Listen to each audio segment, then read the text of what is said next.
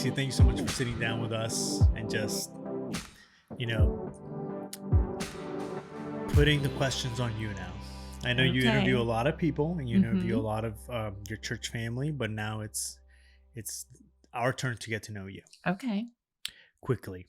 What is your favorite meal?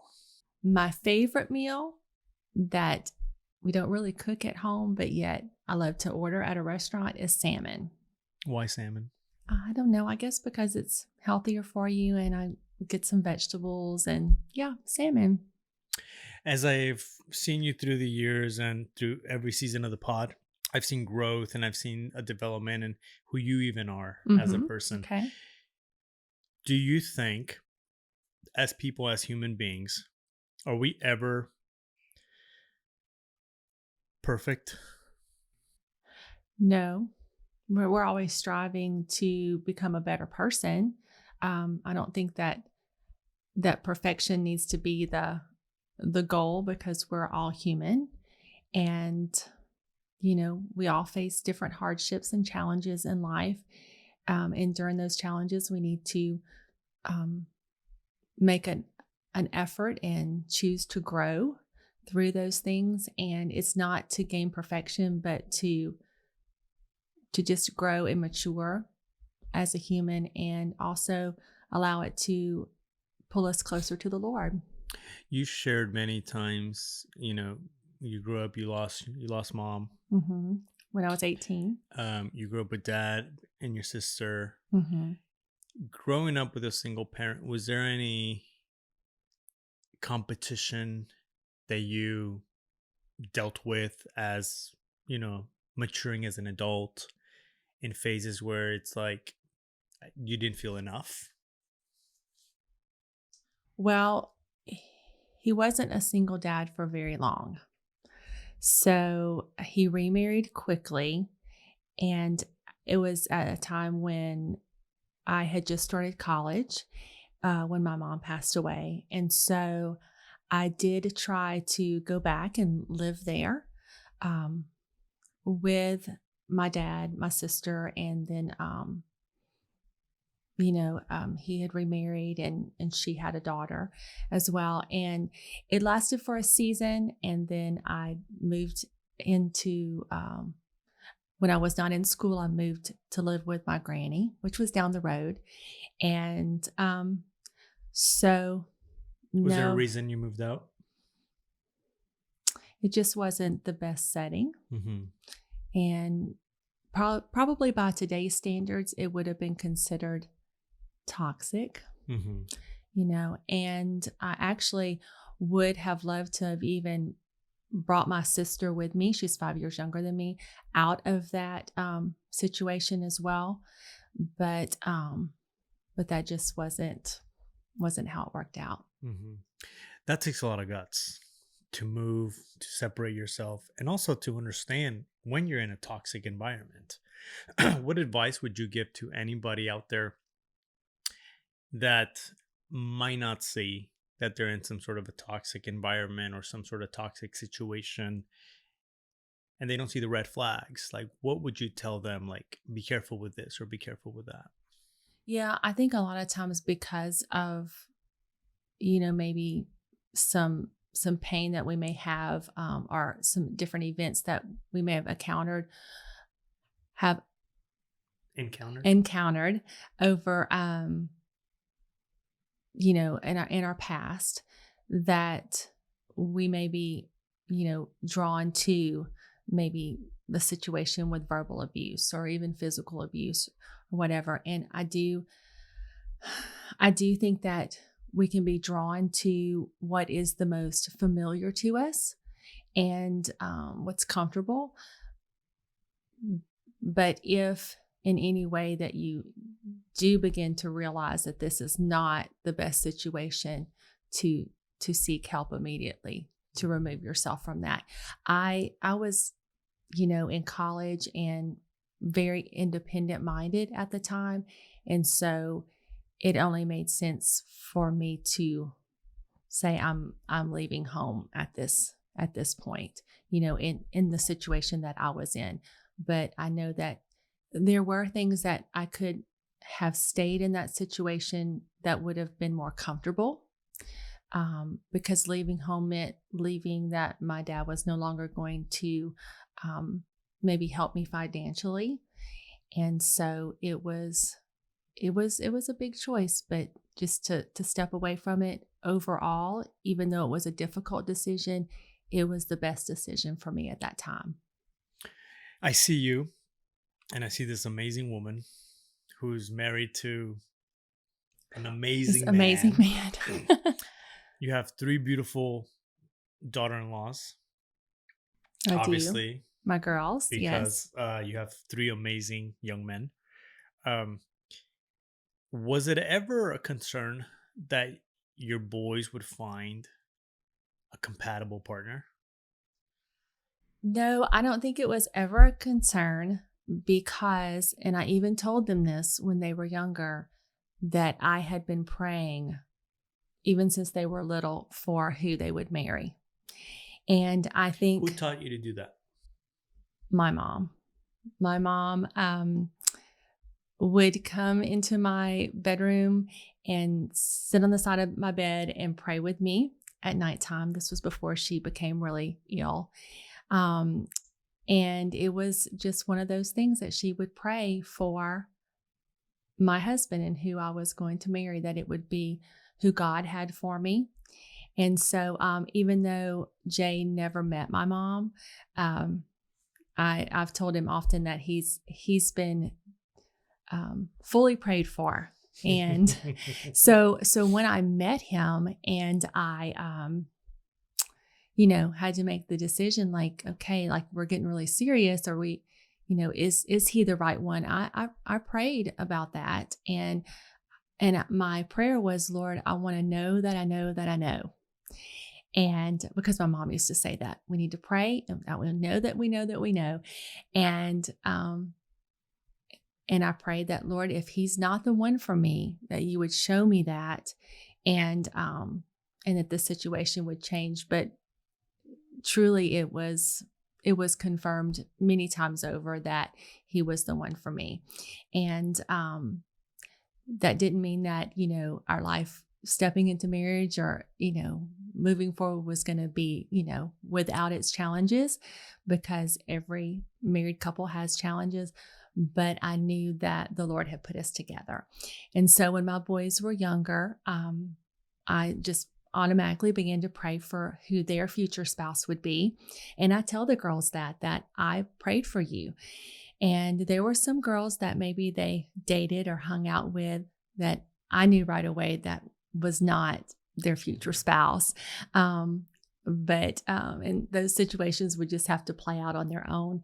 But I felt assured, and it was very much confirmed, with all of us, that we were welcoming in the ones that God had for them. You're obviously a big mama bear, I am a mama bear. and you've definitely brought up strong men that are decisive. Some are entrepreneurs already and have, created their own paths. Mm-hmm. What would you tell moms out there that sometimes, we shouldn't be the nagging mom? Okay. What really works? Is it nag or is it not to nag? That's the question. So you're talking about once they become adult men, married As or they're grown or out growing, of their house. Oh, as they're growing? as they're growing, because adults don't become adults just because, and children are taught Yeah. how to be and what to say and who, and, how to create their future. What I'm asking you is, as moms, sometimes you can become a little too overbearing and Okay. push your children away. Mm-hmm. That's true. What would you tell those moms on, that are building up their kiddos right now and be like, okay, should I nag on them or should I not? Okay. When is it too much and when is it too little? I look back on, the years that my boys were at home. And, you know, yes, there are things that you can be overprotective about. Some things I think that you can mention to them or confront them. One of the things that helped me because I was raising boys, I read a book by James Dobson, Bringing Up Boys. It had a lot of statistics in it, and it was a little bit more on the scientific side of things. But one of the things that I gained from that book was that by the age of, I believe, 12, when your boys are 12, that you need to really let them go, in a sense, or start releasing them to where more of the discipline and more of the training comes from their father. And so I kept that in mind, that I was to nurture them, and care for them, as they were babies and growing up and all of that. And then, but as they got to be a little bit older, that, it was my place to release them more, to allow their dad to speak more into their lives, to help them to develop to become a man. And so I'm not going to say that I didn't butt in, in different situations. I did. And sometimes I would even have to, repent to my husband and say, I'm sorry, I shouldn't have added my 2 cents in when you're doing your job, you're training them and trying to teach them, say in the middle of a teachable moment or something. So I do think that I probably babied them, to a certain, I think all moms do that. But at the same time, realizing, okay, they're older now. You don't call them by their cute little nicknames anymore. You don't, necessarily confront them on certain things that should be dealt with, maybe talked to with their dad. And I didn't grow up with brothers. So being a boy mom was there was a learning curve. Mm-hmm. And I did depend on my husband to help me with that. So you're saying you shouldn't do it alone. No, I would think I know that there are a lot of single moms out there, and they don't have the help probably that they need. But if you're married and you have your husband to be on the same page, mm-hmm. Get on the same page as far as disciplining your children and what values are you wanting to instill in them, mm-hmm. And confront, them at the right times. But as far as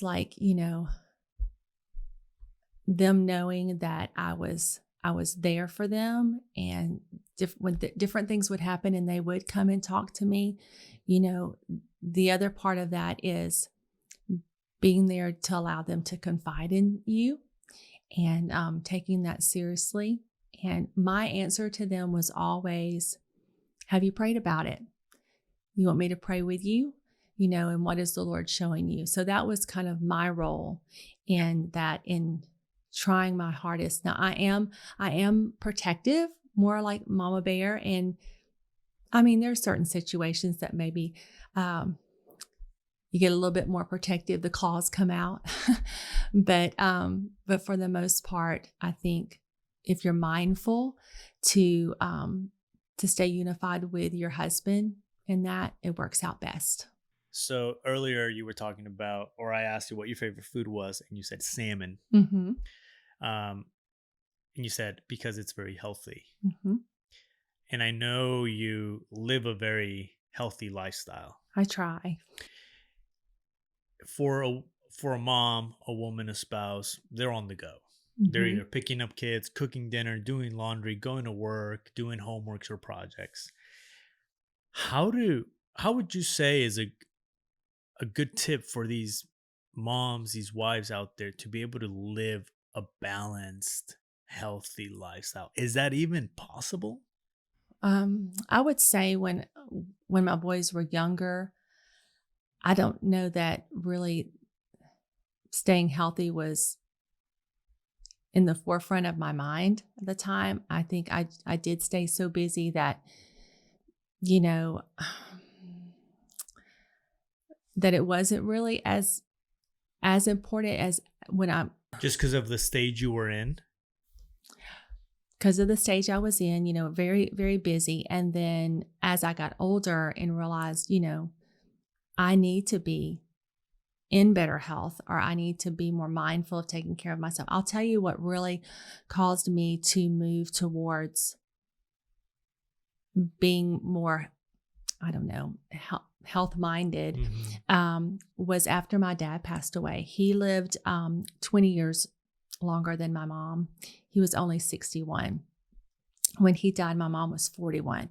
Now, she passed away because she had type 1 diabetes. So those health problems were something of its own, okay? Back in the 80s when there was not as much known about that. My dad, though, he just intentionally did not take care of himself. He smoked, drank, he ate so poorly.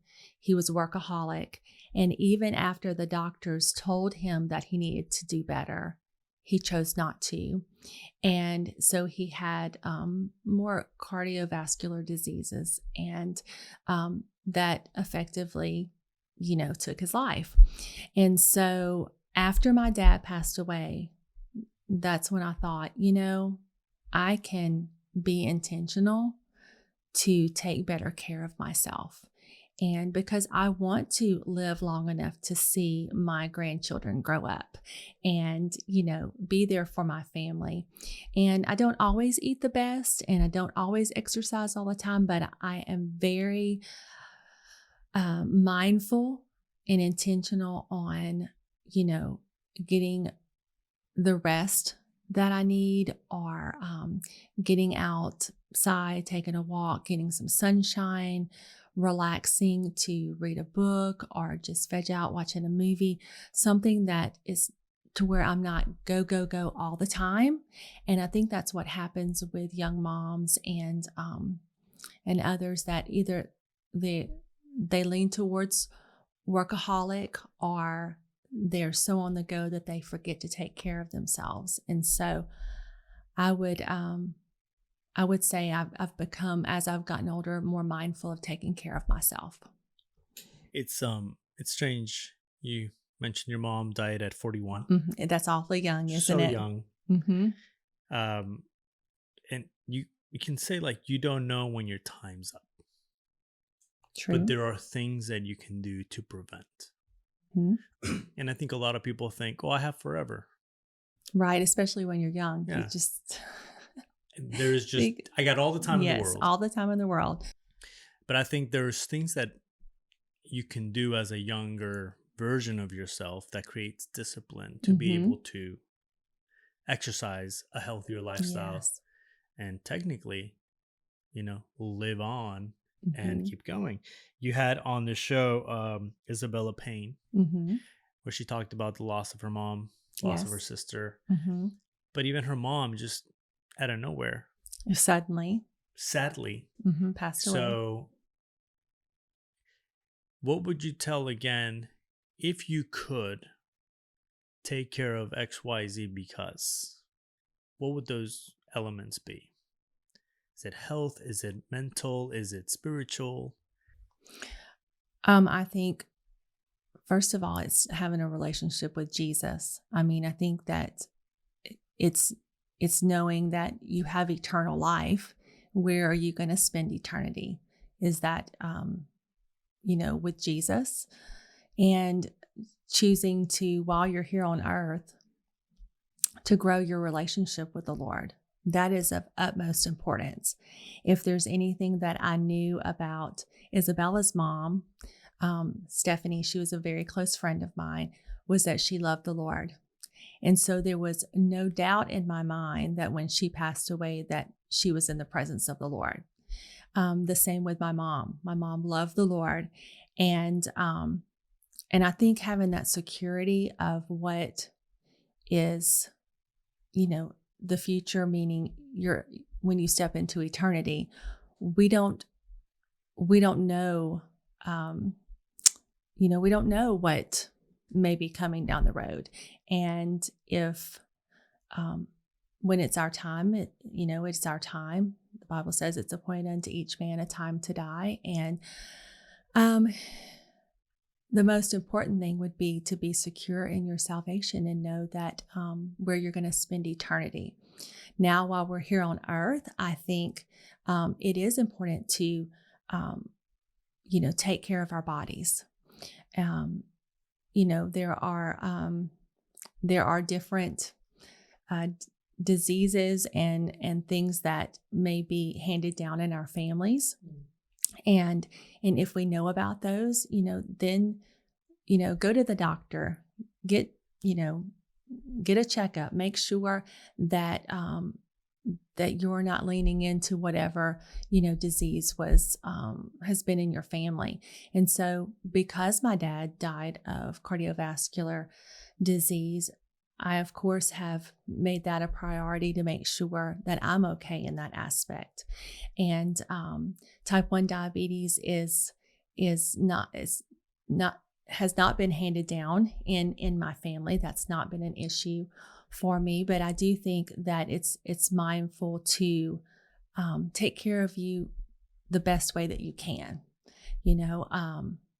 and take the advice of the doctors when they tell you what's needed, and eating healthy is, that's a decision that all of us have to make. And we all, fall off the wagon where that's concerned, especially during the holidays. But that, and just, I think rest has been the biggest thing for me, because my dad was a workaholic and I just saw him go, go, go and never slow down. I am mindful that even though we do work hard, that we can also play hard and we can also take time to rest. And that's important. I love that motto: work hard, play hard. Stacy, last question. Okay. As a pastor, you have quite a big group of women around you. A lot of these women look up to you for guidance, for leadership, for advice. But then, who takes care of you? Wow. So what would you say That's a good question. you do to protect and care for you? To protect and care for me. Well, I think first of all, that would be my husband. We're very close. We spend a lot of time together. And I think that in itself, just spending quality time together is replenishing. To me, one of the things that he and I like to do is go to our camp.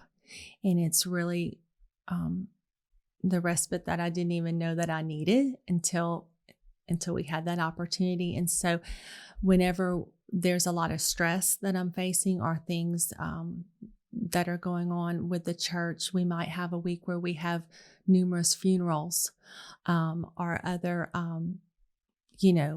situations that engagements that we have to be at, and that take a lot of energy. We do try to get away to our camp to rest and just kind of recharge. But my husband, he can't, obviously the Lord is the one who can meet all of our needs. So I do understand that, not everything, should fall on him, on his shoulders.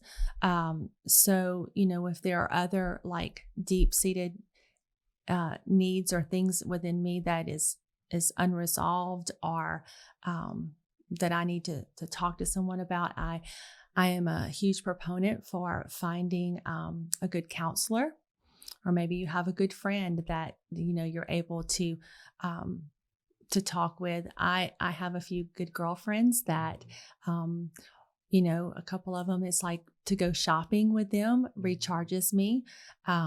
We go to the movies and see certain chick flicks or things that my husband may not want to see. That's one thing that helps me. And then of course, just trying to take care of myself in the sense of, if I were to exercise, or like I said, to have time to get alone and to read. And I'm learning how to read for enjoyment, and not just because I need to learn something as to help those in the church or myself, just to read. And that's something that's relaxing. I also love to go to the spa. So the when the money allows, that's one way that helps me to kind of just like relax and recharge. But yeah, my husband and the Lord, and then if I need extra help, then that would be a counselor. Any regrets Any regrets about in life? in life? Oh gosh. I think every parent, once their kids get older, you regret not doing certain things with your kids that,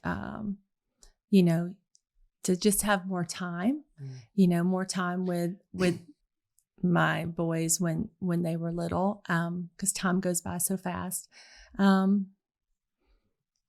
Any specific regrets? I mean, I just think if I could go back in time, it would be, to spend more time with my mom, or something to that effect. But no. Well, thank you so much for sharing a little bit about Stacy. About me. So yeah. Okay. Well, thank you. Thank you for having me.